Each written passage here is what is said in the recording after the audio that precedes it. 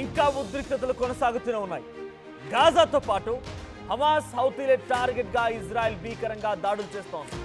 యెమెన్కి కీలకమైనటువంటి హోదైదా పోర్ట్ పైన ఇజ్రాయెల్ భారీ దాడికి ప్రయత్నించింది.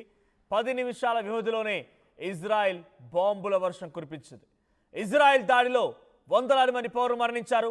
మొత్తంగా 12 సార్లు దాడులు జరిపింది ఇజ్రాయెల్. దాడిని అటు హౌతీలు కూడా ధృవీకరించారు. 3 డాగ్స్ టార్గెట్ గా ఈ దాడులు జరిగాయి. పలిస్తీనాకు మద్దతుగా హౌతీలు పోరాటం చేస్తున్నారు.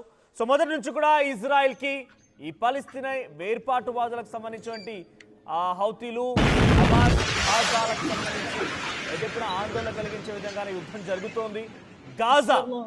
గాజా ప్రాంతంలో అధిక సంఖ్యలో హమాస్ హౌతీలు హమాస్ హెజ్బుల్లా వ్యవస్థలు మొత్తం కూడా అక్కడ తిష్ట వేసుకుని ఉన్నాయి. ఇక్కడ ప్రధానంగా జరుగుతున్న అంశం ఒకటే, ఇజ్రాయెల్ అక్కడ ఇస్లామిక్ దేశాన్ని రూపొందించాలని అనుకోవడం లేదు.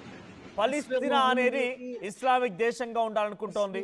సో పలిస్తీనాకి వేర్పాటువాదమైనటువంటి చాలా మంది కూడా ఇజ్రాయెల్ హెజ్బుల్లా లాంటి సంస్థలు మొత్తం కూడా సపోర్ట్ చేస్తూ ఉన్నాయి.